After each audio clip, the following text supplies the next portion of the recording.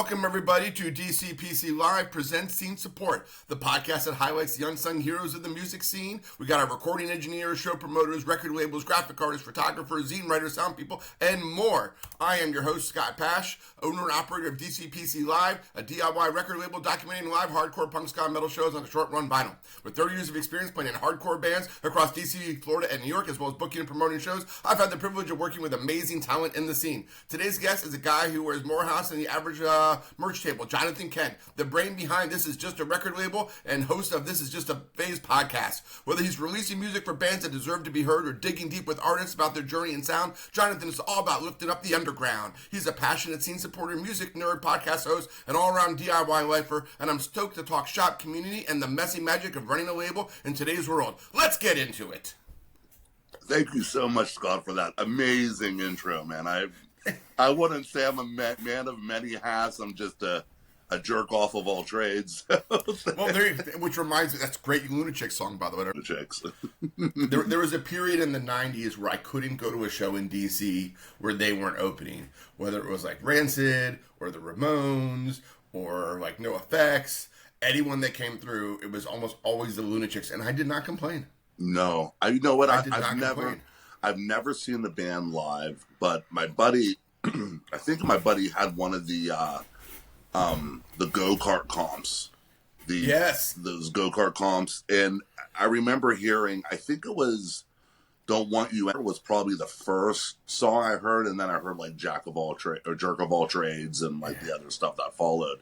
But I was just like, listen, I love a good female-fronted band. Like, yep, you and me both, dude. And as much as we talk about punk being all inclusive, you know, there's always a shortage of female-fronted bands, and that bums me out because I remember when I was younger, like you'd at least see one female-fronted band on a roster. You know, I feel like either it's coming back or I'm just trying really hard to make it happen. I do these monthly shows at this place called Snapper McGee's in Kingston, and I would say I have at least every show female representation, usually a singer, and I also tend to have like some form of people of color, whether it's black or Asian descent, et cetera, et cetera. So it's like and I have gender fluid people as well. So it's like it's not like just the straight white cisgender male that I like, that predominates the rock scene in general. And I do make a conscious effort to do that on some level. Like, it's like, I've spent 30 years listening to white men yell at me. I'm really interested to hear what other people have to say that's different, and their perspectives are different, Yeah. It's like, I totally agree. It's like, just like you, 30 years, 94, before that, Nirvana, when I was 10, yep. You know what I mean? It's the same thing, but then like, whereas there was a Nirvana and a Green Day, there was a Veruca Salt and the Muffs. You know what I mean? There was always that contrast. There was always but it was always like tempered by the amount that was seemingly allowable. I just finished reading Sell Out, the book about all the punk bands that went to major labels, and Brody Dahl's section on the Distillers. They talked about how when they had their album, the Fang one with the woman and the blood spewing everywhere. Coral Fang. Thank you. Yeah, they were basically told by the radio stations that they already had 2 female vocalists on the radio, and rock radio couldn't have a third. So unfortunately, since they already had 2 women singing, I forget if it was like No Doubt or someone else, but it was like they said, nope, that's it. 2 is the maximum that listeners will handle a female singing. Everything else has to be male. Yeah. I'm like, that's fucking crazy. Isn't it amazing, like, when you learn the tropes of, like, the major label machine? Like, the older we get and we talk to people who have either been on a major label, have been on a label who's been distributed by a major label, you learn these stories about, like, stuff that you wouldn't think of, just like that one. There could only be 2 female-fronted bands on radio. Like, what a ridiculous subset in an agreement or a contract. Wow, that's so bizarre. It's so crazy. And not to be fair, like, you and I both express that we enjoy female vocalists, whether they're singing melodically or screaming. Mm-hmm. But there are people that really don't like it. And I don't know if they don't like it because they don't like the sound, or if there's some sort of like hidden misogyny inside of them. But there are people that just do not like it. I think it's the latter, because you look back far as like the 60s with the Shondells, right, and like the 70s with like Fleetwood Mac and stuff like that. Like, Really, you don't like female-fronted bands? You don't like Janis Joplin? You don't like Stevie Nicks? Come on. Come on. You're right. I stand like, I was just trying in my open-minded way to like say, hey, maybe there's something I'm not getting. You know, I have this whole thing on my website about our values, our space, and part of it is me being open to learning that I have to meet people where they're at and helping them grow and not to just assume, you know, the worst and give people a chance to become better people. Yes. Otherwise, you're just closing off the world. But, like, it's sometimes hard because, yeah, of course, why would you not like people? Yeah, you can lead a horse to water, but you can't make him drink it. You know what I mean? They're going to be steadfast. Oh, it's true. It's true. I mean, well, like, we had last show I did, we had a drag queen performance after it, and somebody yelled some horrible slur, but one of my friends, Kevy, plays guitar in this band called Negative Racks, immediately went up to the guy. I was like, no, that is unacceptable in this place. Mm-hmm. You can walk up to each of those drag queens and you apologize right now. And the guy's like, awesome. Oh, I'm sorry. He's like, I have a lot I haven't learned yet. And I'm like, okay. You better speed it up, man, because times are changing, man. Times are changing. Two of the drag queens accepted the apology. The other one said, no, thank you, go away. Yeah. You know, and that's cool that you're doing things like that, because I've been noticing around, you know, I'm in the Youngstown, Ohio area, and I've been noticing there's been a lot, like not just in Youngstown, but like some of the small towns. Like I lived in a town in western Pennsylvania just across the line. And there's like a little bar, like little club thing, and they've been doing like drag shows, and they've been doing like these things, and you know, and the Rust Belt is really weird, where it's a lot of like people think of like Youngstown, Cleveland, Pittsburgh, like Allentown, like that general area, and they think, oh, well, Pittsburgh's really liberal and Cleveland's really liberal, so the whole scene must be really liberal. And dude, I'm in a red state, man. You know what I mean? There's a lot of hillbillies in Ohio and PA. It's similar to me living now in the Hudson Valley of New York. I mean, I'm right near Woodstock, so there's a huge amount of liberalism and progressivism, but there's also a strong strain of MAGA, you know, that's dotted throughout the area. So you just can't make assumptions. And then, you know, my stint in Florida. I mean, on one hand, at one point I'm like in Orlando, which is very like gay positive, and I go to Hamburger Mary's drag queen Broadway brunch almost every Sunday. And then over the years, I'm like, oh, now they're banning drag and all this. Like, it's like, what is happening to this world that I live in, where all of a sudden things that like, I mean, I'm taking my kids and my parents in their 70s, and we're all going and watching wonderful performers sing Broadway's tunes while we eat breakfast and drink Bloody Marys, and I think this is safe and clean and fabulous, and none of the innuendo is inappropriate for my children to hear, and I'm like, this is fabulous. I was like, oh, no, it's not? What world did I live in where this is suddenly not okay? And you know what, and it's so bizarre, because like a couple years ago, my wife took our youngest to the Pride Parade. Because we have my sister-in-law is gay, and I have a gay cousin, and you know, all this stuff, and we're very supportive of the LGBTQ plus, you know, the banner, you know, and even she came back and said, she goes, yeah, there's a lot of resistance, and not only is it adults, but there's their children too that are very resistant, like they're passing it on, like they're passing it on as much as we're trying to be inclusive and show our children, you know, and if everybody should be treated the same.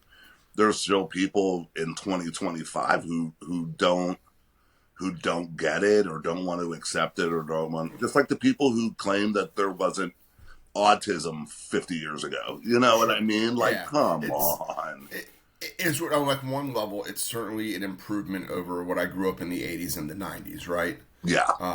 On the other hand, you know, I'm a political science major. I'm getting my PhD in social studies, focusing on society and equity, right? And I watch things like the Trump administration take away the Q and the T from the Stonewall Riots monument, because they're trying to erase queer and transgender people from being existent and being part of that. I'm like, you can't just erase history. You can't deny that people have existed. even teaching at a Catholic school in Florida, I taught that gay people, LGBTQ people were part of our history since the dawn of time. Yeah. And that it's not just something new, it's just that people are allowed to be themselves in ways they weren't before. So they're no longer pushed into the shadows or the darkness. It's not like they're just suddenly transgender people that never existed. There are people that are now able to act on those feelings instead of suppressing it and living in a state of emotional and physical turmoil. So that's what's happening, is that we are becoming a more inclusive, open society. Well, in some places. Well, you know what? I really look at the generation coming up, my children's generation, Generation Z or whatever they're called. They really aren't letting you get away with shit. Like they own their mental health. They own who they are as individuals, and they don't give a shit if you like it or not. You know what? And they're becoming politically involved. They're becoming tied to the social awakening. Not even wokeness. I don't even think it's wokeness anymore. It's pure out awakening. I would say it's just treating people with kindness and love regardless of their piccadillies, right? It's like, it's a thing that I always wanted as a punk rocker, where people would judge me. And yes, I get it. I wore the blue mohawk and the leather jacket, so I looked a little bit scary. But I always thought that if someone got to know me, they would know how nice and kind I was. And I just thought that that's how the world should be. And I feel like our kids are more like, oh, well, such and such dresses in this way or feels that way. It's like, but they're really fun to hang out with, and we play Pokemon cards together, so I don't care. Like, it's there's just less judgment, I guess. At least in the world my kids live in. Same with mine. But then again, I'm having been a teacher, I can tell you, yes, there's certainly people who still fit that like 1980s, like, us versus them stereotype of the cool kids versus the not cool kids. Yeah, the regulators and the bullies. Yeah, and the Cobra Kai shit. The normals and all that stuff. And I'm like, God, I'm hoping we've moved past that dichotomy. Where movies like Revenge of the Nerds, which is, by the way, a very poor taste movie nowadays. I know. If we only knew. But like, how did that affect my brain growing up watching? I was like, oh, that's okay to do. Yeah, that's fine. Yeah, that's fine. That's fine. Yeah, no big deal. Pretend to be her boyfriend. It's okay. Yeah. She'll love you afterwards. Yeah, just like it's really cool for Lloyd Dollar to stand in front of with a boombox. Somebody would have called the cops now, dude. Like, that's not cool, man.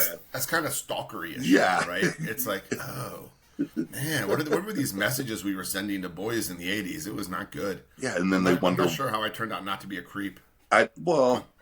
Punk rock. Yeah, I joke around. I go, I'm a creep, but I'm a harmless creep. Like I'll say innuendos and shit, but I am totally harmless. Don't worry. Within the context of your friends and that world, it's fine. But like, growing up in DC, obviously big Fugazi fan. Like even on their first album, they had a whole like song like Suggestion, and I know they've been criticized for them like using their male voices to like personify female concerns, but I've always things like that just always spoke to me.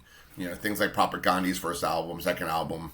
I was one of those kids that like read the book, the liner. I was like, oh, there's a book here that they quote called "Refusing to Be a Man" about how gender is a house of cards. I'm going to read that. I was like, oh, I am a masculine man, even though I don't like cars and I don't like tools and the things that a man is supposed to like. My masculinity is not wrapped in American culture of manhood. Yeah, and when I was growing up, I played basketball, I played football. My dad was real big into having me be active, but he also showed me music and showed me art and showed me all these different things. So growing up, am I a masculine man? Yeah, but do I have non-masculine qualities as a man? Sure, I like watching rom-coms. I like watching The Notebook and having a good cry. I like, what I mean? But it's also modern conceptions of American masculinism, right? Exactly. Like it's a social construct that we've created. This is what it means to be masculine now. Like as a history teacher, I would have my students read letters that, like Hamilton would write back to Jefferson, and sometimes obviously they fought a lot, but there were times where like there'd be levels of affection, or like Lincoln with one of his aides, and I was like, it was okay to say things like that back then. That I could say, John, I really miss the kindness in your voice and the way I feel when you're around me. Like, my heart's a flutter. Right? But why can't we say things like that, right? Yeah. I think it was like, yeah. It doesn't have to be a, bro, dude, good to see you, man. Well, I think what was really cool, too, is I got into punk rock because, you know, I was an angry 13-year-old kid and child of divorce, grew up in a gloomy industrial steel town, you know, that was dying. But at the same time, though, getting into the scene, I really realized very quickly that everybody told they loved each other. You know, and it was you didn't see somebody in a while. Man, John, it's so good to see you, man. I really love you, brother. Yep. Like there was none of that. You know, even though it's masculine in the fact that we get into a pit and we thrash around each other and get our sweaty shit, you know, all over each other. But then at the same token, you kick somebody in the head, you help them up, and you tell them, "Hey, man, I'm really sorry. I love you, brother." You know, and you just don't get that in every scene, man. I agree. I mean, I can think of times where I'd be at the Sidebar in Baltimore and like a band would come from Boston that I love as people as well as a band, and I would literally run to them and then like jump up and wrap my arms and legs around them as if I was like a small child hugging an uncle I hadn't seen in forever. And I'm like in my 20s doing this. Oh, yeah. But it's because it's genuine affection. And to the point where if one of them reached out to me now and I haven't spoken to them in 20 years, I'd be like, what do you need? Mm-hmm. Like, it's that kind of like, if I can help you, if it's within my means, I will help you. Yeah. We are family forever. Yeah. I remember when me and you first talked and we were setting stuff up and we did the interview with Ann Beretta.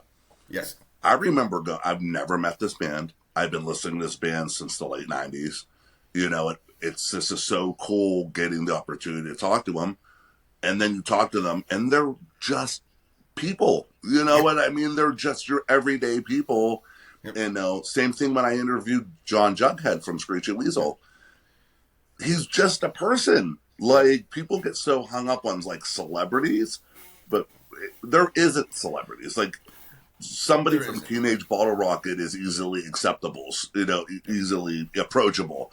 Or you can, you know, meet somebody who played in, you know, I don't know, Green Day, and chances are you see them at a restaurant, they're going to bullshit with you. There's none of that shit. My friend Squeaky, she says that she still sees like Billy Joe come out to house shows and stuff in the Bay, and he'll just come and watch bands. I'm like, which is so. Here's my hot take on Green Day. Let's go. I love Green Day. I saw them on the Dookie tour. And they played George Mason University. It's like a big basketball stadium place, right? Okay, I know George Mason. And I'm super stoked to see them. And they brought Pansy Division, who I never heard of. So we're talking 1994. So I am like 16, 17 years old. And I loved Pansy Division. I bought both their CDs. They were great. Their songs were anthemic. But then you could tell people were uncomfortable around me, right? Like, because they were like so obviously in your face gay. I'd never seen such amazing, like, just pure openly being gay. Like, I had a gay friend or two at that point, but I'd never known someone that was just so blatantly in your face. We are gay with large guitars. We're gay and proud, and you know, it's like we're out there. It wasn't Boy George anymore. Like, this was they were talking about sucking dicks. Like, oh yeah, absolutely, yeah. It's like we're the buttfuckers of rock and roll. We're gonna sock it to your hole. With loud guitars, we're gay and proud. We're gonna get you with your pants down. Like, great. But I go to school the next day, and everyone in my English class is like, "Oh my god, that was so terrible." I was like, "Why?" It's like, they sang about gay sex. I'm like, and Aerosmith and AC/DC and Guns N' Roses and all these other bands y'all like, all they do is sing about sex too. Like, literally rock and roll is about sex. That's literally what rock and roll means. And then you come to find out it was all about underage girls and shit. So which one are you really offended by? Steven Tyler talking about a 14-year-old girl or a gay band? Oh yeah, then you run into that. It's like, you know, but you're fine with like Wingers. She's only 17. That's fine with you. Mm-hmm. But like, whatever happened after that, all I said is they did that. They could have taken anyone on tour. Yeah. And they're going out and they're meeting the masses of people and they're set to be like this huge star. There's no reason for them to put a rock in the middle of the road. And they bring Pansy Division, which to me is like them going, yeah, we're going to come and we're going to play it all, you people. but you're going to have to sit through some of this other shit too. Yep. Because we're not letting you become our fans without you paying the gateway through our gayness and our gay friends. Like, you know what I'm saying? It's like, they're like, we're going to give a stage to a band that would never get to do this at a time that they would never get to do this. And if it hurts us in any way, we don't give a shit. Well, it's worth it to us. That's the one thing about Green Day, and I will always defend Green Day and hate, not hate, hate's a strong word. I didn't like the way, like, the more and more stories you hear about, like, the Gilman Street scene and the Bay Area scene rejecting Green Day. And Green Day, for the past 30 years, financed the documentary about the Bay Area, put their money in the local scene, volunteered time and money to help improve the scene, to bolster it.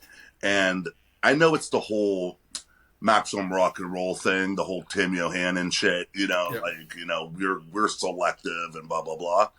But that scene turned on Green Day so fucking fast, and they still helped bolster it. I mean, Billy Joe did Adeline Records and was putting out bands that nobody would have given a shit about, and he still supported the scene. Yeah, and I agree. And like, that was also in that book Sell Out, and I've also read it in whatever oh my god, Turn It Around book. The Lookout Records book was talked about it too. And I in the 90s, I remember everyone was called a sellout, right? Even if you wanted to do well, you were called a sellout. So you had to pretend like you didn't have any interest whatsoever, because even the desiring to like get paid was like, oh, you're a sellout, you want to get paid, you just want your dollar bills. I'm like, I just want my gas money. I don't understand how that's selling out. Like, fucking hey. I'd sell out in a heartbeat, dude. If I could go back to 21-year-old John, I'd be like, listen, sign that contract with Toyota. Get on that tour with Fall Out Boy. Fuck it, dude. I don't know nobody nothing, man. I'm tired of doing whatever you want too.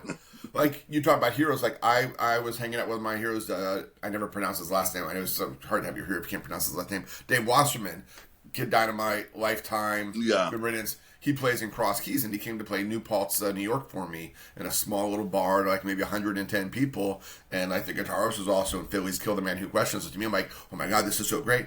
But just totally normal dudes. He works at Trader Joe's and plays in punk rock bands. And it's just normal people. Normal people. And I think when you when you come out of a scene that, even though there are big bands like Green, like when we got into music, when we got into punk rock, there were bands like The Offspring, Green Day, Rancid, even No Effects to a certain degree. Yeah. But we also knew, getting into playing in bands and going to shows, we also knew very quickly that that's not normal. Yes. That's not every band's Nirvana, not every band's Green Day, not every band is blah, blah, blah. We knew right away, because we started going to shows. I remember going to shows when I was 15 and having a 15-year-old kid scream in my face. We both knew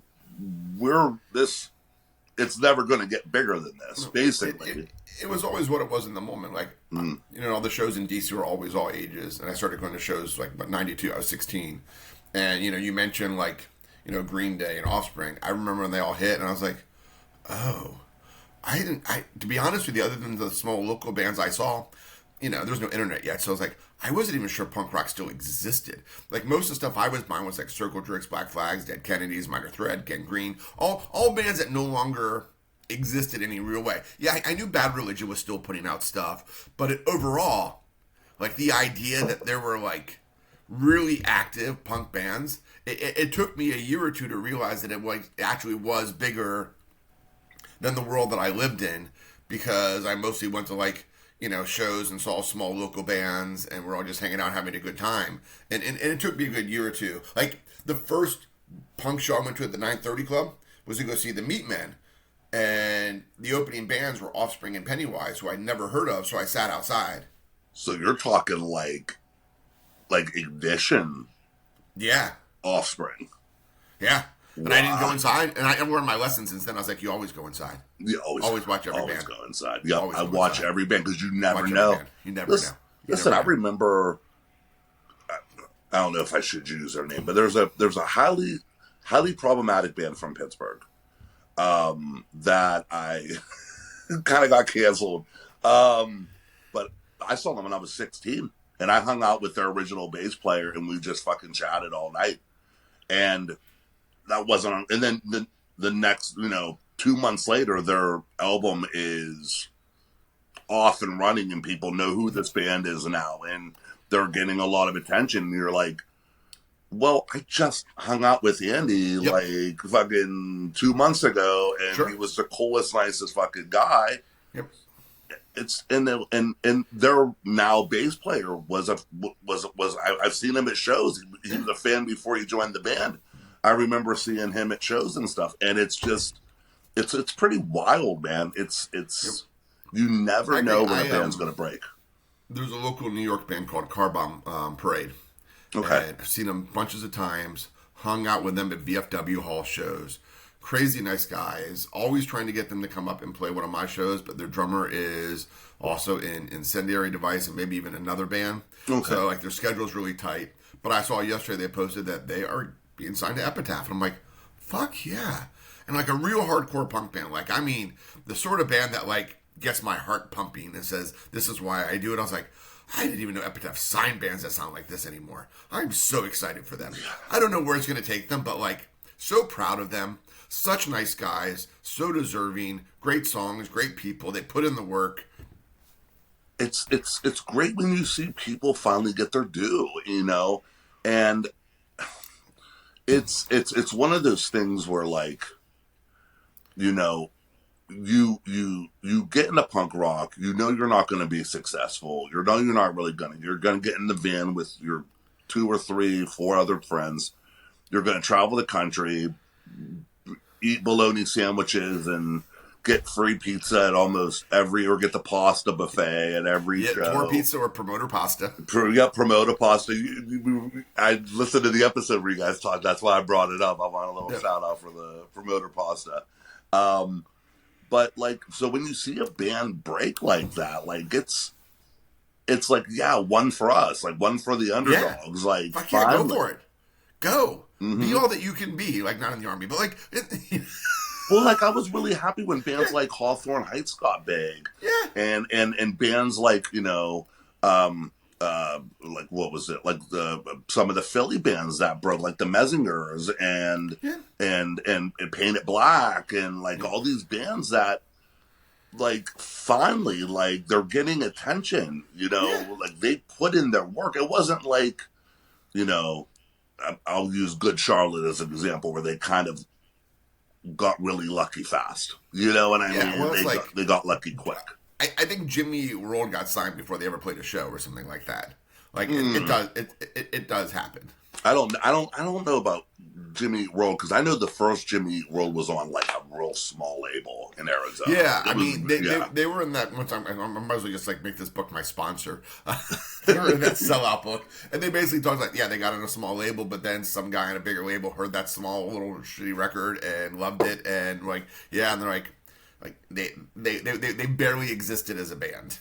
Yeah, and they didn't sound, that first album doesn't sound like anything else they put out, dude. I mean, like they went from self-titled to Static Prevails, and it was like a completely shift change. It's like going from Dookie to like American Idiot, like exactly. Without the albums in between.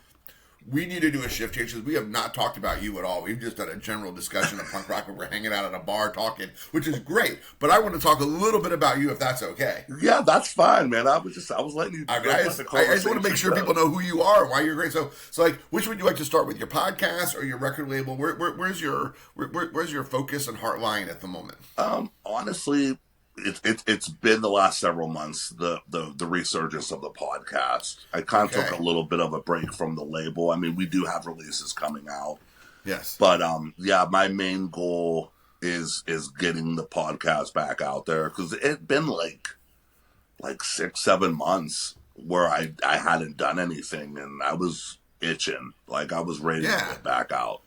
I mean, you were pretty consistent. I would say you were like monthly or bi-weekly when you were on Spotify. Pretty much, And sometimes even weekly. Sometimes I was yeah, putting out episodes fast, yeah.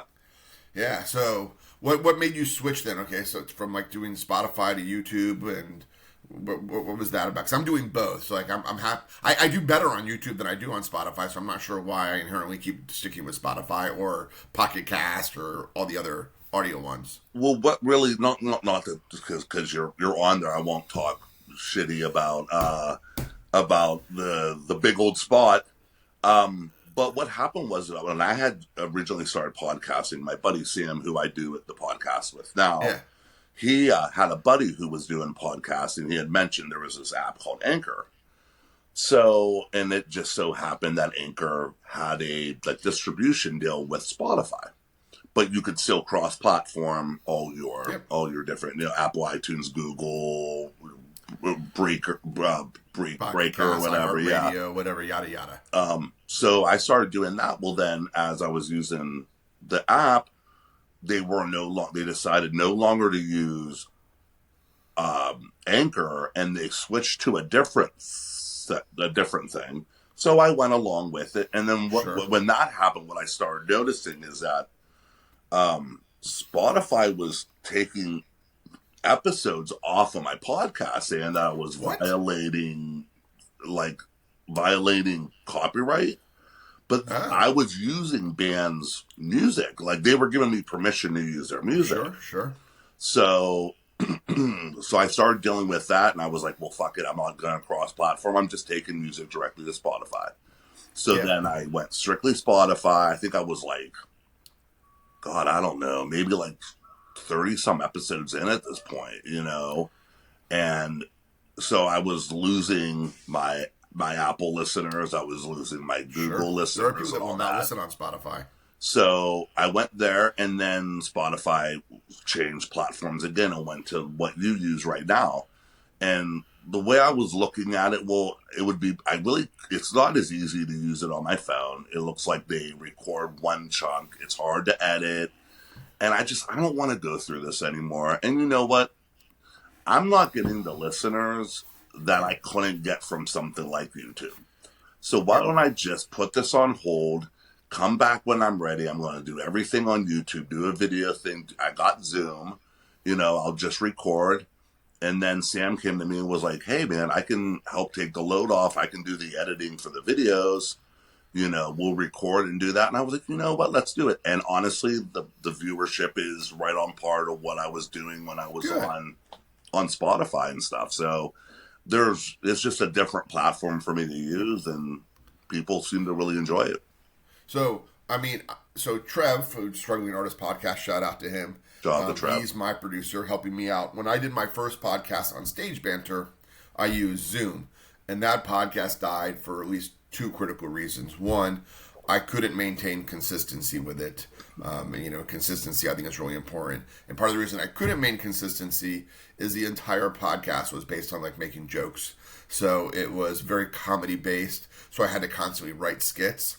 And if I couldn't come up with a new skit, then maybe the band would find it funny. But after the same skit 3 times, I was getting really bored of it. And I had a hard time maintaining my enthusiasm. Yeah. So, because it was all about like talking about stage banter, and I brought in all my middle school teaching skills, and I had a lot of bands tell me they loved it, but I'm like, I just couldn't maintain it, and I think it it existed in the time it did, and sometimes it's just time to end, and I ended it, and I was like, all right, I got to do something different. Still want to make it a podcast, but I want to go beyond just the interviewing the bands, but I want it to be good. I was like, I'm going to talk to Trev. Trev's always offering to help me, and he's like, don't use Zoom, use Riverside. I'm like, okay. Now, Riverside just records it. I upload it through Creator Spotify, and it sends it to all that stuff, and I put it to YouTube. Oh, okay. So I like it because I can like edit the transcripts really easy, or actually Trev does, partly because he's better at it than I am. That's how Sam is. Sam's my editor guy. Yeah. I probably could learn how to do it, but I'm so busy. You know what? That's another thing too. And Sam was like, "Listen, I'll do the heavy lifting," and I said, "You know what?" Yeah. Honestly, after 3.5 years of doing the podcast, 102 episodes, I was kind of burnt out, man. I had put a lot of fucking effort and a lot of time into these episodes, and I would do an interview on a Monday, I could have the episode out by Thursday. See, and I did that for like I said, I did that for 3.5 years. That's an insane schedule because like I don't think I can do that. Like, I actually recorded probably 10 to 12 episodes over my winter break, and I'm releasing them bi-weekly just to make sure that I have time to keep recording more. Like we're recording now at the beginning of April, and this probably won't come out till July. Well, then I better just let you know what I'm doing 4 months from now, man. Yeah, it's really not very prevalent for people that are going to have like important things that are happening. I mean, I could always record and cut something in, or if like something really big happens in the world, I could cut something in. So like it's there, and I'm able to like add stuff. Like I was like, hey, buddy, it's going to come out in like 3 weeks. Is there anything you want me to pop you in and just say, hey, quick, like, prologue, update sort of thing, like at the end? I haven't done that yet, but it certainly is an option if I felt like there was a real need for it. But it's like, I just can't commit to doing it more often than that between playing music, running the record label, being a show promoter, being a dad with 2 kids, getting my PhD, working. I was like, this is it. Bi-weekly is what you're all going to get. And that's what we decided to. That's what we decided to. And we, you mentioned, doing a little bit of different things. That's another thing that me and Sam had talked about is the fact that, hey, let's do, let's do like let's watch a video and let's react to the videos. Like you pick something, I pick something, or, like we did one with, I picked for Sam a band called Mama from Brooklyn, and he showed me an old like psychedelic song from the 1960s, that I'd never heard. We can do like scene reports, or we can have an episode where we talk about stuff like we used to with our old podcast, Centennial Files. We can wax nostalgic about whatever. We can talk about a band. Does this album hold up? Like throw an old 90s record in and see if it still holds up 30 years later. And that was like part of my stage manager. Like my first episode, I played a Veil breaking up a fight on a live record and Off with the Heads breaking up a fight for a live record. Like who broke up the fight better? Oh, nice. Things like that. Like but that takes a lot more work. No offense, this is very easy. I know you. I re-listened to some of your podcasts, some of the past ones, some of the new ones. And that's just fun to do. That's not really work. I'm just driving, and I drive like 3 hours a day anyway. So I'm like, okay, got this. And we're just hanging out. Like, this is a fluid conversation. I don't have a list of questions for you. I don't feel like I need them. We just converse. Yeah. Doing something that's much more planned, or even not even just coming up with ideas, like your creativity is great. Mine is, hey, let's just talk. Well, no, I mean, listen, I remember when I first did the podcast, that was really rigid. I had never done anything like it before. I had played in bands 20 some years ago. I just was lucky enough that I had friends who got popular and I could talk to them and do that. And then as I went on, I got more and more looser with it. It became more of a, I don't call my podcast an interview podcast. I call it an interview and conversation podcast. I want to fucking, like, people have always said to me, John, I love listening to your podcast. It sounds like I'm eavesdropping on somebody's phone call. And that's what I wanted. Like, I'm interviewing friends of mine. Like, it's not it's not like I'm cold calling AT&T.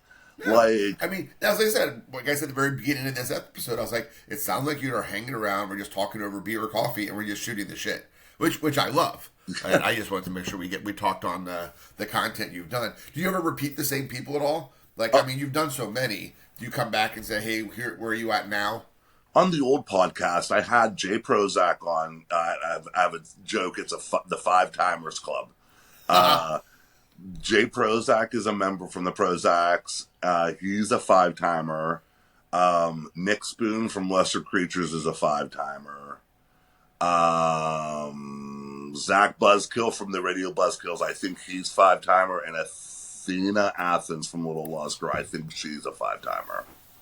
And then there'll be like some people are like the 2 episodes, and I think Bree from Allegedly Records, I think she's done it twice, maybe 3 times. I feel like I see Mike from On the Cinder on every podcast I go to. Yeah, I had Mike on. Good dude, man. He's great. I had him on mine too, so let's be fair. Yeah, dude, I love the new podcast. I listened to your episode with Dawn from Inner Ear, and I started listening to follow-up episode too. And dude, I really like it. I really like the podcast a lot, man. Thank you. I very much appreciate that. It's you know, I like that it goes outside of the bounds, and I'm actually like really learning a lot. I don't know if you episode 2 when I talked to Tony Budd, and he goes over like how I should be sound checking my drums. I'm like, 30 years I've been doing this, and 30 years no one has ever suggested what I should do to actually sound check my drums.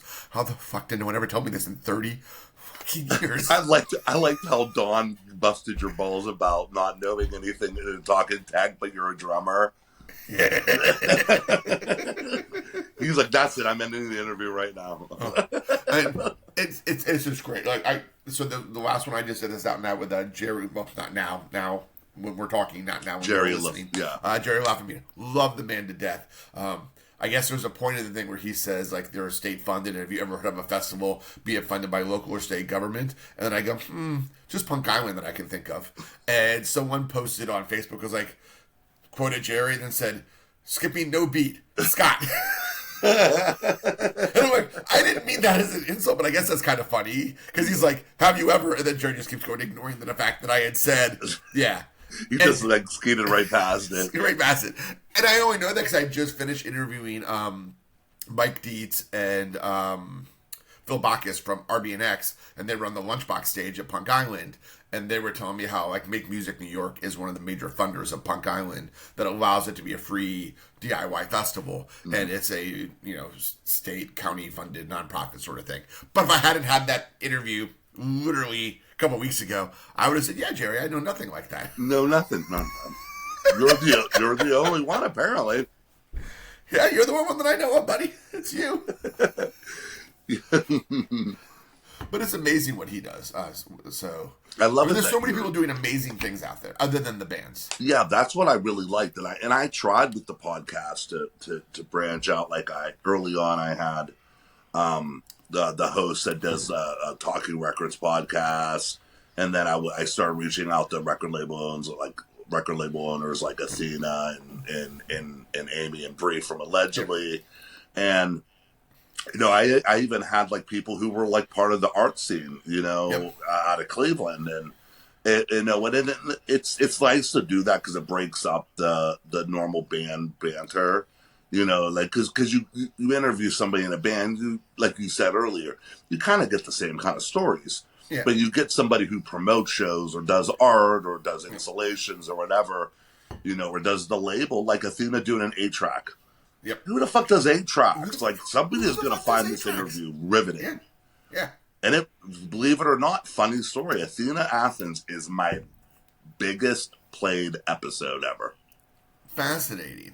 Dude, she fucking promoted the shit out of that, dude. I was just gonna say, I can only promote your episode so much. Some bands have low listenership, and it's because, listen, I did my end. Some bands just don't promote stuff that they're on, so the numbers dwindle on it. Whether it's podcasts or me putting out a record, I generally just find the same thing, right? Like, I can put out a record and I will post every other day or so, like, something new about that record, and I will invite the band to be a collaborator, and often they'll accept it. But they're doing nothing else on their own often. Same thing with the podcast. My most popular podcast was the Don episode.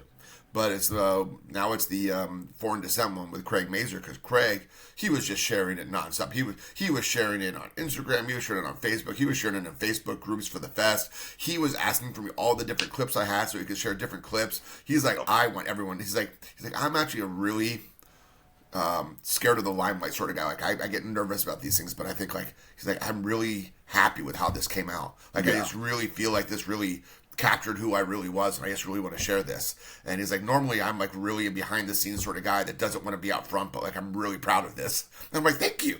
And please share it, because I wish everyone did that, because they don't. And I've noticed too, like people who really don't get asked to do podcasts, they're the ones who will flood. They will tag and they will flood to every site they can because they don't garner that opportunity very often, and those are my bigger played episodes. I post the podcast, like links to them on like my label website too, like whatever, like in my about section. What am I about here? Listen to this podcast where I was on here, yada yada. I was like, it'll tell you who I was or am. I was like, I think it's important to share, but yeah, I don't understand. Like, it's the same thing with putting out music. It's there's some bands on my label that really push their releases, and there's some bands that just don't. And you know what? In the cells, and I tell bands all the time, well, if you don't promote, you're not going to sell. It's just not all about playing shows. Like, you'll move maybe 10 units at a show, but you know what? You have an opportunity right now working with me to move more than that by promoting it, getting people to go to the band camp, getting people to go and contact us. Some bands just don't, and their sales reflect that. Or they'll do it the first week and then never mention the album ever again. I was like, come on, you could do the month anniversary. You can do there's so many things you can do to say, hey guys, we still have this record out. Mm-hmm. Or Scott still has it. Sometimes I wonder if, since, bands usually have 25 or 50 copies themselves, they're like, we don't need to promote Scott's website for him to sell it online. We're just going to sell ours at shows.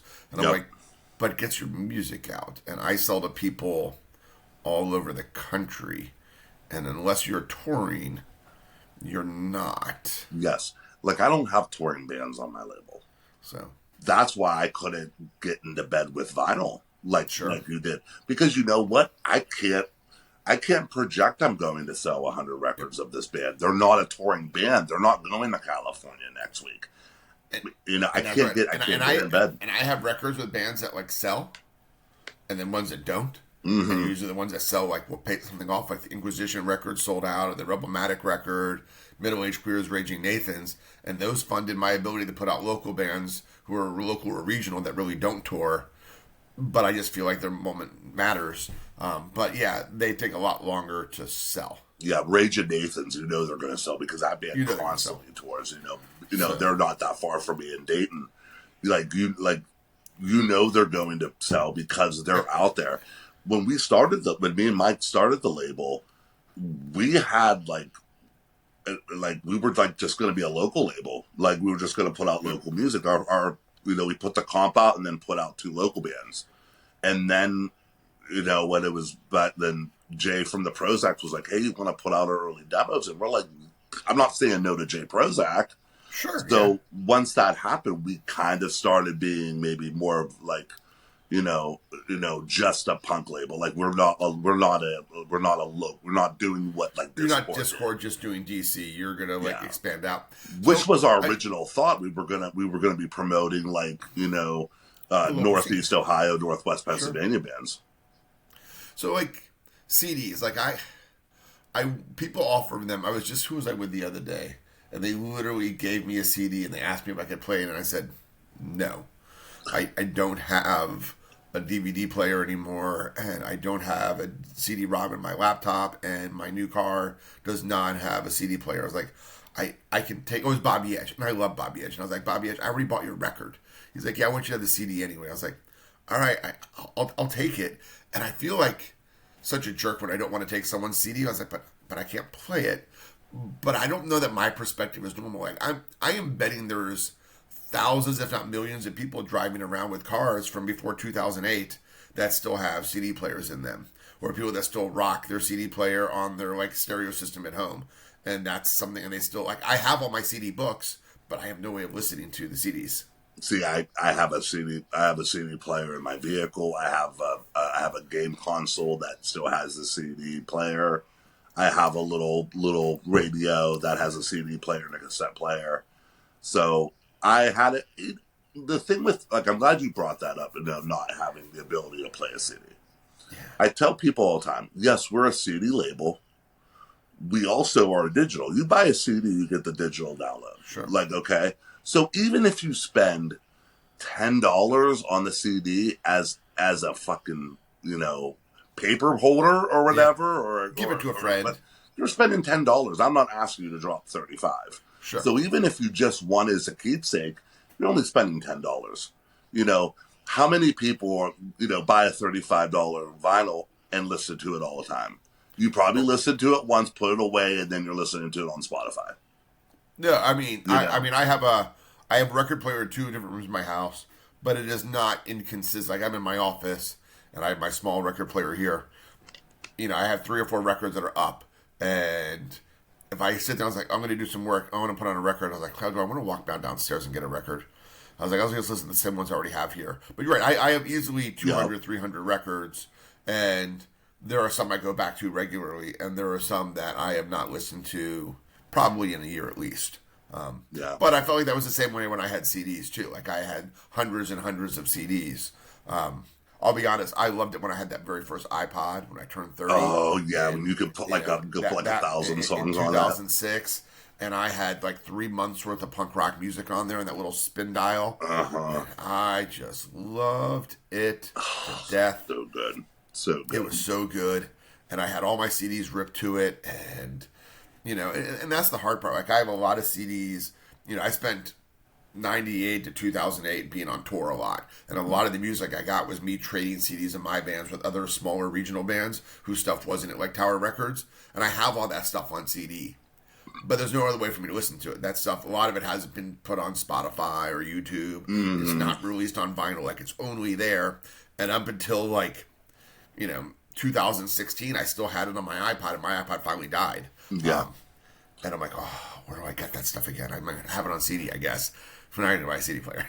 See, I like when I go like on vacation to places. I like to go to the local record store. Say like I'm in Colorado or I'm in Tennessee or whatever. I'll go to like a local record store and I seek out like those bands from that area. Like, I don't want, you know, I'm not going to go to the Bay Area and pick up Green Day. I'm going to go to the Bay Area and pick up whatever's the new thing or some band I never heard of before and do that. And I'm lucky that I still have CDs in a record player, CD player, and a record player that I could be able to do that. You know, I still have a cassette player, you know? No, I get that. And I have my tape deck from 8th grade, but I also still don't listen to tapes, and I'm fairly... You know, my issue with the tape resurgence is that most bands are not making high-quality tapes, so they really sound terrible, and I don't have enough pencils to fix them. Well, I can tell you didn't pick up the Dave Strong cassette then. Jeez, thanks, Scott. No, I did not. You had that. I am... You know, but even when I buy vinyl, right, like, I'll go out of town and go, oh, you want to go to the record store? I was like, yeah, I'll go. But for the most part... I buy most of my records from regional and local bands or new bands I like when the stuff comes out on pre-order, like the new Keep Flying record I got, or Savage Master, or Spirit Killer, and I'll get that stuff and I'll buy it and then it'll get delivered to me. When I go to a record store, I often go to the used bin, because if I go to the name bin, I'm like, well, there's a lot of things I don't have on record. Like, I don't have every 7 Seconds album on record. Exactly. I don't have every Dinosaur Jr. record on, you know. So, like, there's just too much to choose from. Like, where am I going to drop my $25 at?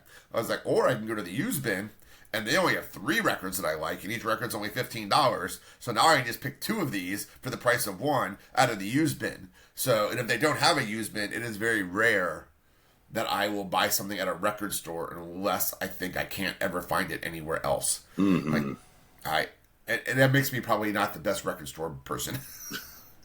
Well, I love Discogs a lot. I buy a lot on Discogs. Oh, I can't do Discogs, so dude. I can't do it. I look out and I see people, what they post on Discogs, and I'm like, listen, if I won the lottery, I told my wife, if I won the lottery, we'd be broke, because I would spend it all on all the vinyl I don't have, or what vinyl I had that ended up getting stolen. Like, we'd be broke. We'd be broke. You get me into a record store, I'd buy the fucking record store. I mean, and that's the thing, right? You have to have like these limits. Like, I don't buy the super rare, expensive ones, but like when the pandemic hit and everybody was bored, when my record sold a lot better by then, by the way, so I had extra money. I had extra cash because I wasn't going anywhere. I went to Discogs and I was trying to solve my CD problem. I was like, which of these bands have the record that was reissued on CD that was also on record? And so I went through and I started finding all the records of all the old bands from the 90s and early 2000s that I could find. And I was buying all their 7 inches and going, oh, I need this, I need that. But it we're talking like $8 plus shipping, $10 plus shipping. Oh yeah. I wasn't going around going like buying them on a $300 first pressing of such and such. I don't do that. I don't collect like that. I don't buy 3 versions of the same record. No, I literally do buy them to play, and I will often buy the cheaper black one and save $5 if there's an option. Yeah, like I don't like I see stuff getting reissued and people are doing it on 4 colors, and then like I had a buddy who came on the podcast and he's like, "Hey man, I'm going to send you a record out. What color do you want?" And I'm like, "Black." And he's like, "We're going to have blue, red, and yellow." I'm like, "I'll take the red." You know what I mean? Yeah. Like, because to me it doesn't really matter. And now that you get these bands that are doing like, they do like the swirls, like they'll do kind of like the remainder of the pellets. So there'll be about all these cool designs. Right. I'm like, I don't really care about that stuff. Does the record play is all I worry about. It does. And I will admit that there is an aesthetic joy I do get when I first open it and see it and it's pretty. Yeah. Right? I do get that. But at the same time, I don't go, oh, it's black, I don't want to play it. Right? Like there's not a converse where I'm disappointed when it's black. No. So, and I know as someone who runs a record label how much more expensive it is to go to those extra things. Like translucent is generally cheaper than opaque. You start throwing in splatter, you start doing weird designs. It gets to the point where it's like, okay, if I was pressing 1,000 of these, sure, but I'm only pressing 100 to 200. So now my price point is like $18 per record. Now if I sell it at $25, it's going to take me forever to break back my money. Yeah, exactly. And that's another reason, like I said, that's another reason why I didn't get into bed with vinyl, is because I put in $3,000 on this, you know, say $1,800 on 100 copies. And how quickly am I going to make my money back? Sure. Am I going to make my money back? I can go to distributor and order 100 CDs for, you know, less than $2 a piece, and I'm not really worried if I don't make my money back because I only spent $200 as opposed to, you know, $1,800. Oh, I get that. And you know, I send out proposals to bands, and I generally say whatever I send out is what it's going to be, but it might take 8 months for the record to finally get there. In which case, I've updated my proposals where the amount of band buy-in is higher. But I can't go back and like tell the band, hey, since 8 months ago, I now have this new price point that I use. I have to like maintain honesty and integrity from where I was at. I don't want to bait and switch on a band. So, you know, and of course, when I started doing this, I only did like 4 records, then 6 the next year, then 9, and then last year was 16, so it was just stupid ridiculous. Yeah, like, I don't know how you felt. It got to a point where I was like, okay, now I'm actually putting real money on the table, and now I have to have more band buy-in. And I feel like I've built enough of a reputation for quality work and for pushing things that if a band says, no, I can't put in that buy-in, I was like, that's fine, I'll move on. There are plenty of bands that do. Like, I no longer feel like I have to justify or give people, like, reason to think that, like, I'm worth it. I was like, I feel like I am at this point. Yeah. You know, my proof of concept is there. Yeah. Hey, hold on a second. I have to step out. I have this stupid alarm that keeps beeping because it's not hooked up to anything, so it's been doing this random beep shit. Give me a second real fast.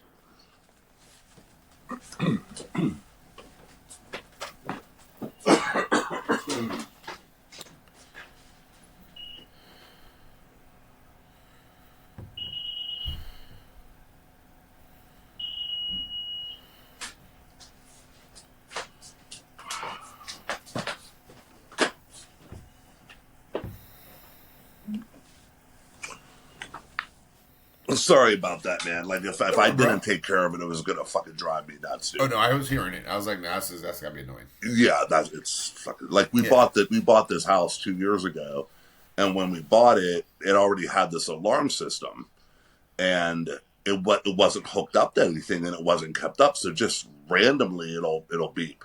It'll do like these random beeps, dude, like out of nowhere. That's so bizarre. So like, wasn't a fire alarm. That's like your house alarm system. That's not. Yeah, it's not even hooked up. Yeah, it's not even hooked up to anything. You know what I mean? Like ADT, just like they're going, hey. And I can't take it off the wall. Like they bolted it to the fucking wall or something, dude. Like I can't. I'm about to take a crowbar and just fucking pry that bitch off my wall. I'm sorry, I shouldn't laugh, but I like that my house is secure. If it was hooked up, like it would be doing a purpose, but it's not serving any purpose. Now everybody knows that my house is unsecure. Good job, John. Maybe edit that part out. Yeah, well, hear that, Trev? We're going to edit out the whole section where he left and fixed his alarm and lets everyone know that he doesn't have an alarm in his house and he has thousands of dollars in CDs just laying around. Yeah, exactly. Like, you know, hey, do you want some shitty punk rock? Do you want some CDs from bands you never heard of? Come on, come into John's house. All that stuff though. I remember, gosh, it had to be what, 97, and I had like the big book of CDs that I would slide into my back seat, and I had parked around the block from my townhouse because there was only 2 spaces in front of my townhouse, and I had like 3 roommates, so I had to park on the side street. And I went out to the car, and I was like, I don't remember leaving my window open. And I get in, and I look, and there's glass, and then I see the CD players ripped out. I'm like, okay, wait a minute. Where's my CD book? And I'm like, oh my God. It was like 100 CDs. Like, my soul left your body. It was gone, and I had to go to work, and I was assistant manager at like a Starbucks, and I was like, I can't do this. It's 5 a.m., and I don't want to talk to anyone. I'm so sad. Like, some of those records are like, CDs are irreplaceable. Like, they're not things I can just go. And even if I could, like, take, you know, how much were CDs back then? $15 times 100. That's like almost $2,000 worth of like music. I was like, my car insurance isn't going to cover that. My car insurance has a high deductible. I was like, I'm lucky you don't fix my window. Yep. And I remember, dude, if I would have had every CD that I've ever bought and hadn't got stolen, like, because I've had booklets stolen, so I know your pain right there. I'd probably have like easily over 5,000 CDs, and I'd probably have 3,000 vinyl.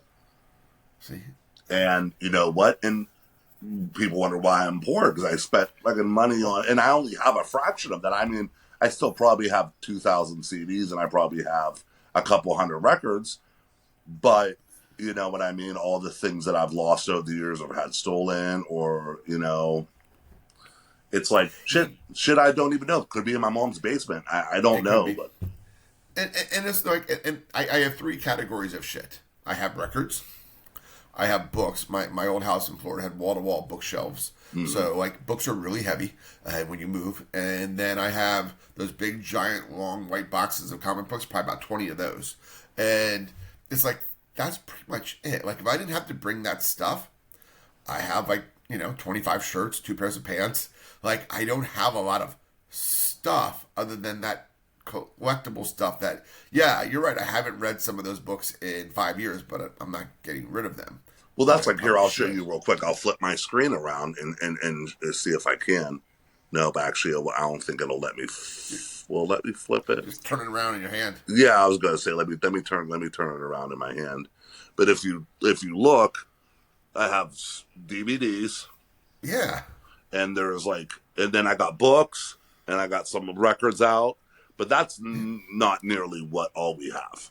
You know what I mean? That's just a fraction of what we have in the living room. You know what I mean? But it's our media content. That's what we have. We have media content. Yeah, that's the media content. Because God forbid if something where like we can't watch something on streaming, or my wife sometimes gets books sent to her from her aunts, like VC Andrews and shit like that. Yeah. Like, she'll collect books, and I collect books too. Like, I have a bunch of books over there, like scene books that I haven't even read yet. That, you know, I just have stuff over there. But that's, go in our basement, dude. There's shit everywhere. There's CDs, there's books, there's DVDs, there's VHS cassettes. Yep. Dude. Like, I have boxes and boxes of DVDs in my garage.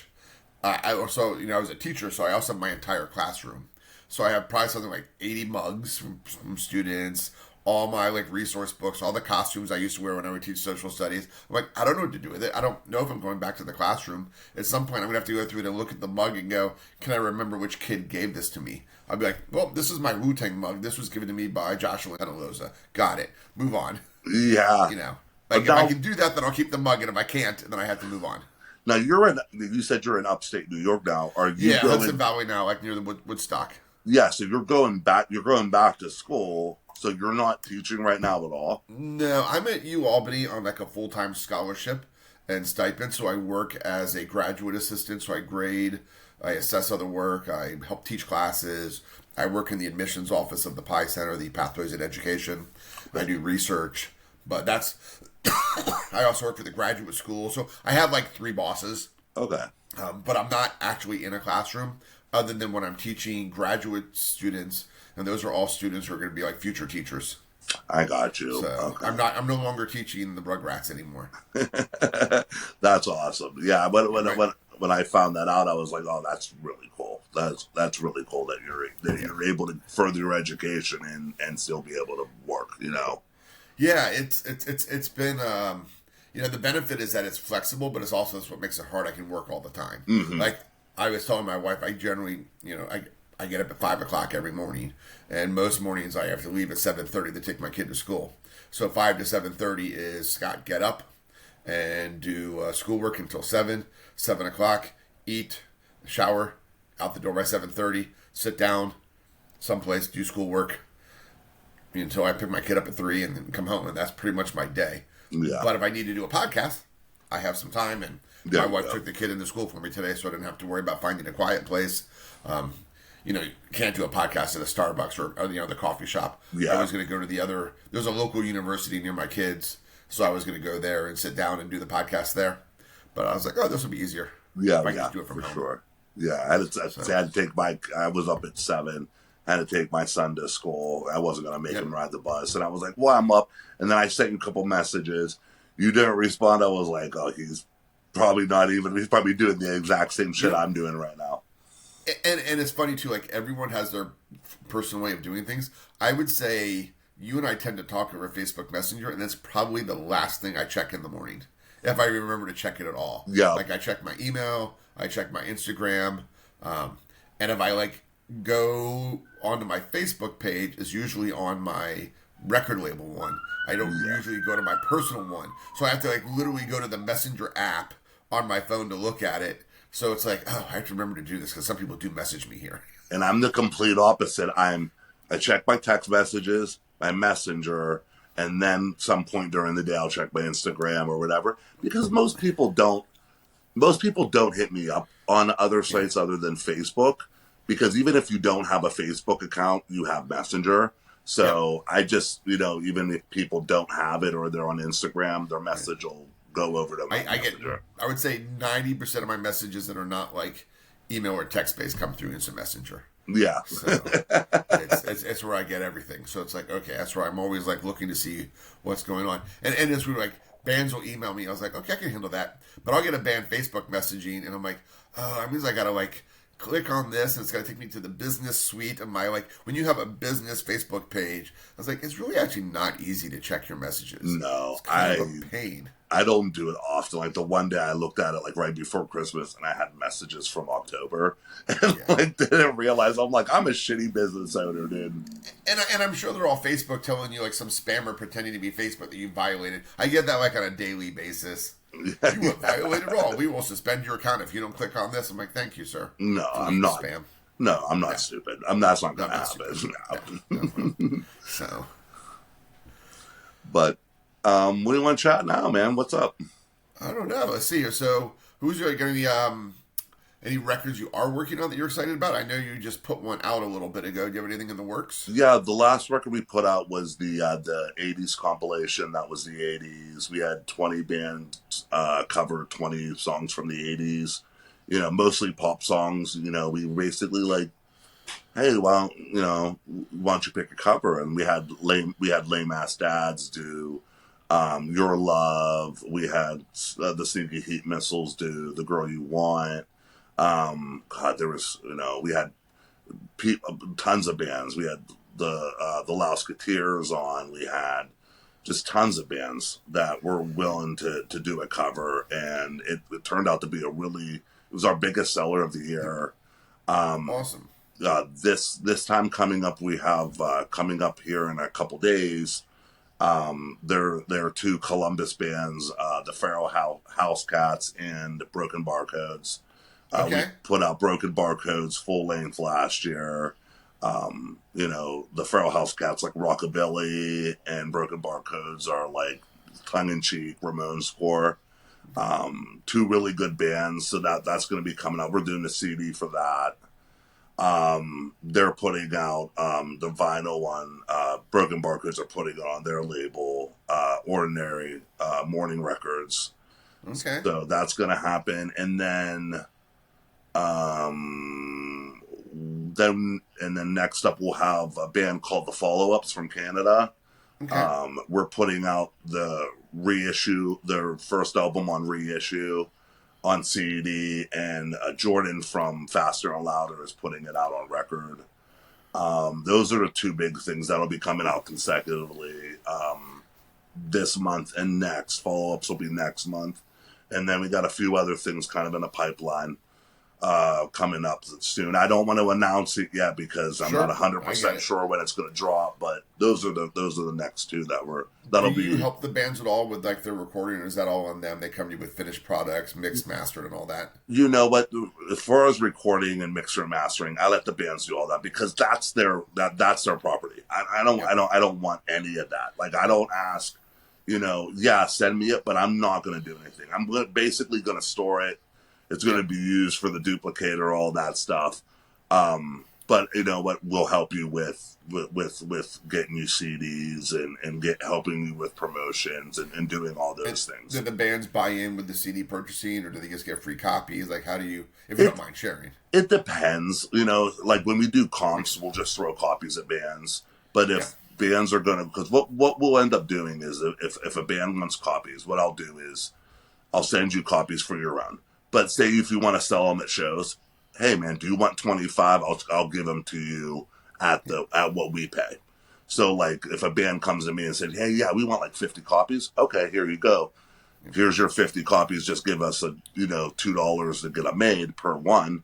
But then on top of it, the stuff that we sell, they get half the money from what we sell. So not only do they make money off what they have on their person, they get money from us too. Yeah, so like comps, that's really beneficial because you have such a maximum amount of time. I've done 2 comps locked in the basement where it takes Jimmy does a great job. He does 2 bands on a tape, side A and side B, 15 minutes, and he does 10 of them. And then we basically took 1 song from each side, so 20 songs, and put it on a vinyl. First time was not a problem. This next one we're working on, it's like just going over 23 minutes. So I've got to really talk to the test press because it's like, technically, you're supposed to go to like 22 minutes. You can, but what are we going to lose? Yada, yada. So it just gets more, it gets trickier. And then even doing the comps, like I generally record bands and I tell the bands that the recording is on me because not always, live stuff doesn't always come out. Sometimes it's because the band, shits a brick that day and doesn't play a good set. Sometimes a wire comes loose and no one noticed until the last minute. It just doesn't always work. So I tell bands, I record you, it's on me. If it comes out and you love it, then we can talk about doing something. If you hate it, I would delete it forever. If you love it but don't want to work with me, they are your songs. They are yours to take for free. Just credit the fact that I recorded them, and I want nothing else to do with it. Exactly. Yeah. So most bands feel pretty like safe in that environment. But like, so I did the Comp Pennsylvania, and I covered. Well, actually, Garrett recorded it for free, which was like unbelievably kind. So then the cost of like the flash drives to save the record, but I covered the mixing and the mastering of it because I had no idea what it was going to come out like, and I don't need 20 different bands like doing their own mixing and mastering. It's got to be, consistent. And then the band's like, "Do we get copies?" I'm like, "Well, there's 15 or 16 of you on here. I did 200 copies. Like, if every one of you buys a copy, like 10 copies at cost." That only leaves me so many to sell myself. Yeah. And I have to sell a certain amount to make up the cost I spent mixing and mastering it. So, like, I was like, once I sell for a week, then we'll talk about, so I'm like, yeah. That happened to us, too. That happened to us, too. It's this juggling match where I want to respect them in every way, shape, and form, but I also need to make sure that I'm respecting myself. I tell each band, if they're on the comp, you get 1 CD per band. If you want any more, give me at cost. I'm not trying to make any money off this. And we finally got to a really good place where, as far as distributing, where I don't have to sit on, 200 CDs anymore. Yeah. You know what? So, because we use a distributor, and I can have from making to getting in your hand in 12 days. That's awesome. So I'm at the point right now where like I don't have to sit. Like I do sit on CDs because I'll take them to record stores and I'll do that whole kind of or sell them at shows or whatever. But for the most part, man, I'll just boom, here you go. Yep. I just got a distributor, but we haven't even sent my first shipment. I'm sending him like 25 of every record I have on my catalog that I have available, but I have to repackage them in resealable bags because I have all the open tops because I always throw stickers in. And I also hand number them, and the pressing plants will do it, but they charge you like $50 to hand number. I just hand number them myself. It's fine. It's 200 records. I'll sit down, spend an hour, put on a movie, hand number the records, save myself $50. Multiply that by 10 records or 10 releases. That's $500 I'm saving. Oh yeah, over the course of the year. So but now I have to replace them all in sealable bags because that's what they need for them to ship it out. And then I had to print all the barcodes. And I got to put those on. So it's a whole process. And on one level, I see it as beneficial because it gets the record out there, which is great for the bands and great for my label because it gets the word out there. But I also know I'm going to take a hit on how much I make per record because now you're talking about degrees of like the distributor's got to get paid a certain amount, the record store's got to get paid. So like what I'm going to get paid is going to be probably below my unit cost. But at the same time, we're like, well, I think it's still going to be beneficial in the long run because I'm thinking 5 years from now versus right now. Yeah. So as I think I get more bands along like the Middle Age Queers, Raging Nathans, Rebelmatic, not that I'm ever going to stop putting out small local regional bands, but if I can start finding bigger bands who are willing to put their trust and faith in me, those record sales could fund the other ones and make it all worthwhile. So. Yeah, that's we have some things in the pipeline, and I hope. I mean, they're a little bit bigger bands, bands that you do tour. So I hope it really helps the bands who don't maybe get more of a word out. You know what I mean? That's why we do the comps is because we'll get the bigger names on the comp to help, the bands that are on the label get more attention. You get a band like the Lousketeers or, the Downstrokes or like whoever, it's going to help the smaller bands kind of find their footing. And I have the Lousketeers album coming out and, hopefully soon. I should be submitting it fairly shortly in the next month or two. So I'm hoping they promote, they play all the time. I have no doubt that album will go well. And I'm starting to find more and more work with working with other labels and co-releasing it. So you mentioned Dave Strong. Mm-hmm. He has a live album. So I think I found 2 different labels. They're going to co-release it with me. So, it's the difficulty being my niche is that since I am just a live record label, I can't do what my buddies, what Adam does with Satan, what Andy does with Sell the Heart, where they're always having 4 or 5 labels releasing something. Yeah. Not everybody wants to do a live album, and I don't really put my name on stuff that's not live. So, limits me to the people who are willing to collaborate with me because of my rigid niche that I really don't want to move away from because it gives me that separation of other record labels. Well, what's really cool is that, because you brought up Dave, the cool thing about Dave, I don't care who he puts stuff out with. You know what I mean? I was lucky enough to put out his debut on CD and cassette. Fameless, you had Tim on. Yep. He put the vinyl out, and now you see Dave's done stuff with Critical Mass. He's doing stuff with you guys. He's out there and getting his name, and I'm not gonna fall. Dude, sign to every label you want to, dude. He is a tenacious and persistent person. He is, and you know what? And I love the guy. I remember I went to Mom's Basement Fest 2 years ago, and I was hanging out with Jeff Palmer from from the Guts, and he does his own solo stuff. And I was talking to Jeff, and he goes, "Yeah," I was like, "I'm really happy for Dave. It's finally coming out his way. He's a persistent little fuck, man." But I look at it as that was that just means that he's going to be that persistent when the record comes out. He's gonna push the record. If he's that persistent to get me to work with him, then I know he's gonna be that persistent to make it happen. I don't know if you listened to the interview I did with Craig from Foreign Descent, but he used to book shows. And he was booking for I think a Shyster or something back in the late '90s. And he wound up getting hired by this other guy to this promoter in Philly to book his tour. And he's like, "The way you bothered me, if you bother everybody that way, you're going to be an amazing tour booker. So I'm hiring you to book my tour." I was like, "Yeah." If you were consistently persistent, people were like, okay. Because people will message me for shows. And they're like, "Oh, can you do something in October?" I was like, "I don't have my October date yet." and you're gonna have to come at me because I'm not gonna remember to come at Yeah. you. You've got to come at me, and if you come at me, I will respond, but you've got to come at me. It's very rare that I'm going to say, oh, this band messaged me in March, and they want me to book them a show 7 months from now. Let me put that on my calendar to remind myself. It happens to me all the time. I'll hit somebody up. Hey, man, do you think you can get us in the West Side Bowl? And I'm like, in blah, blah, blah. I don't know. It's December, and you're talking about June. Hit me up in March. Maybe I can get you in at West Side Bowl. Maybe I can get you in at the Wick Yards. You know what I mean? Maybe I can get you somewhere. You but have to consistently hit me up. Like, I get emails like, hey, we're a band in the Hudson Valley. We'd love to be on one of your shows. I'm like, okay, I've added you to my spreadsheet, but I have 3,000 bands on my spreadsheet. So for me to remember that you specifically emailed me, you're going to have to email me again. Yeah, and plus, we work, we have kids, we have wives, we have life shit going on. Dude, I'm not going to remember your band 3 months ago, dude. Not unless we talk on a regular basis. Not if you're, Nick or Jay or somebody who I talk to. Not unless I've seen you live already and, Mike, or let's be fair. If you send me a message and you blow me the fuck away, then yes. Exactly. If you I was like, okay, you're good. But there's you're good, and then there's oh, hot damn. Oh yeah, I remember when Jordan from Faster and Louder hit us up about this band Elephant, and I'm not gonna lie, I don't listen to a lot of Canadian bands. I was just starting to get into the stuff that he was showing me, I knew the Follow Ups and the McCrackens and stuff like that. But he showed me Elephant, and I went, "You want me to help you put this out, dude?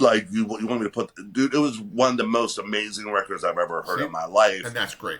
And I was just I was like, okay, you're putting the vinyl out. You want me to put the CD out? Absolutely. And we've worked together multiple times, working together again with the Follow-Ups. And we, 2 years ago, we did the Invading the Border comp together. And, it's one of those relationships when you can work with other labels and stuff like that. That's really an awesome thing. Yeah, and that's what I hope to be able to do more of. And I like that I do a lot of split records. That certainly helps generally cover the cost. It's, for good or ill, I came up with another version of the record called Live and Dead, where it's live on side A and studio on side B. Yeah, I saw that one, yeah. And part of that was you record a 30-minute set for a band, and maybe they only 20 minutes of it, and you can do a 20-minute record, but 20 minutes fits on one side. So what can I do that stays within my niche? And I think the first band I did that with was Moat Cobra from Florida, and they had a record that was supposed to come out in the pandemic, and it never did, and it only came out digitally. So let's put that on the other side, minus one song, so it fits. And bands really like that because it allows them to be live and also release some studio stuff on vinyl. But that just also means that the band is the only other person in the cost buying. Where if I do a 2-band split or a 4-band comp, I definitely spread the cost more around. So the single release is definitely more of a strain on me than the split. Yeah, awesome, dude. It has been a pleasure speaking to you. This having conversations like we're having makes me wish that we lived closer, so we could actually hang out in person on a regular basis. And I honestly don't know why people don't do things more like this, even without it being a podcast, right? Why aren't you and Mike and Trev and I just getting together once a month on a podcast, on a Zoom call with beer or coffee or whatever the beverage of choice that you prefer, no judgment, and sit back and just relax and talk? Why don't we just do that? Who's saying we can't? I'm not saying we can't. I'm saying we don't, right? Send me an invite, fucker. I'll be on there, man. Yeah. Yeah, I don't think... Have we ever had a, scene-to-scene group chat where we all just hang out and chill with each other? No, I think the one person I talk to Jay Prozac all the time. And honestly, I wish I could have recorded our conversations because, we'll talk, hours and hours. And it's just nonsense. But somebody would sit in their living room and think this was the most fantastic thing they ever heard if they heard our conversation. So I'm saying this is the second time you and I have talked, right?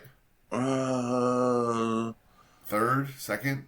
Two for podcast, but I think we've spoken 1 or 2 other times. But I think for two times for podcast. So But I feel like I've been talking to you for like 20 years. Like I can just hang out with you and shoot the shit all the time. You know what? And And I we have think to figure out a way to build this together. you know what? Well, that's the one great thing that came out of the pandemic is Right. the fact that I met all these fantastic people, either from buying records or just being in the same kind of groups. That's how I met. That's how I met Spoonie. That's how I met Athena. That's how I met Adam. That's how I met Gary. That's how I met all these different people. Just from being how I met you, being in these podcast groups or these different punk groups, and we garnered this like great like friendship, you know what I mean? And then Amy and Bree decided they wanted to do the Scene the Shining Scene. So it got all those labels together and we all support one another. And, that's the biggest thing I think came out of the pandemic is like how many amazing people I've been able to meet. Yep. And who I felt like I've known forever. I feel like I've known you fucking 25 years, dude. That's what I'm saying, right? It's like and then when I hear people complain that kids are on their phone too much, and it's like my 14-year-old's FaceTiming her friends in Florida and her other friends, and they're playing games and playing her flute and talking, and like I'm sorry, she may be doing it on a phone or a tablet, but she is heavily engaged in bonding and social bonding with people. It's not just her like when I was a kid looking at a screen, I'd be looking at a TV passively consuming or passively playing Excite Bike on my Nintendo. Like she's actually doing stuff, and I'm like, I think it's entirely different than what you think kids are actually doing. Yeah, like my kids, like especially my sons, they're both heavily into like video games. So they're on things like Discord and they're playing their friends, they're playing video games with their friends and they're on the phone with each other talking shit to one another. If we would have had that technology in 1995, you don't think we'd be talking shit playing like the original, like Madden 95, like absolutely, like oh, I got Randy Mossfucker, like how you like that? Yeah. Like, you know what I mean? I mean, we used to play Tecmo Bowl. I had brothers, and we'd sit down next to each other, and we'd play and yell at each other and stuff like that. It's play as the Raiders. Oh no! I always stuck with the Bears. The Bears. Oh, the Bears. I'm Steelers the Bears. guy. I got Michael Payton, Michael Singletary. There you go, man. Yeah. Bo Jackson. Though you're right, Bo. Yeah. If you didn't have Bo Jackson, or who was the one receiver they had? Was it Tim Brown? I don't remember. I think it was Tim Brown. He wore 81. You would play Tecmo Bowl and you would see that there was Bo and then there's one with 81 and that was the receiver you would always dump off to. You would like hit the B button and you'd fucking throw it downfield. Yep. It was either Bo or him downfield, man. Every single time. Excuse me. No problem, bro. So, but on all that, I want to thank you for coming on. I want to thank you for all you do for the community. I want to thank you for being my friend. And I'm really excited to continue listening to your podcast and having other people buy your CDs since I don't buy CDs. But I may buy them digitally. Buy them digitally, man. That's what I'm saying. Just throw money to the label. That's all I'm asking. I will throw money to your label because it's worth it. Everyone else should. Thank you so much, sir. It's been an absolute pleasure having you. Thank you so much for having me on the podcast.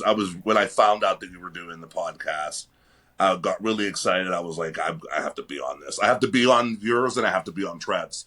And I'm glad I was able to go on yours first and be able to spend some time with you. Take that, Trev. Listen, he had his chance. He's like, well, I don't know what I'm going to be doing. I was like, okay, that's fair. Hit me up later on, but I'm going to go do Scott's now. Yeah. He missed now out you got something. Now you got to rise to the challenge, Trev. Beat this. I'm a high Trev. I'm a high commodity, man. People want to talk to me. I can't help it, man. Trev will do yours after mine, but get it out first.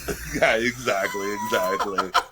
But Scott, thank you so much for having me. Thank you for being a friend. Thank you for being a supporter. Thank you for, taking the time out of your day to want to sit and talk with me. Many kind words. I'm just a regular dude. I'm just a regular dude who had his life changed by music 30 years ago and was lucky enough to play in bands and lucky enough to be a part of a scene that, still affects me and still affects the way that I live my life, and the code that I live in my life. And it's just something very important to me. I think it's the one thing outside of being a husband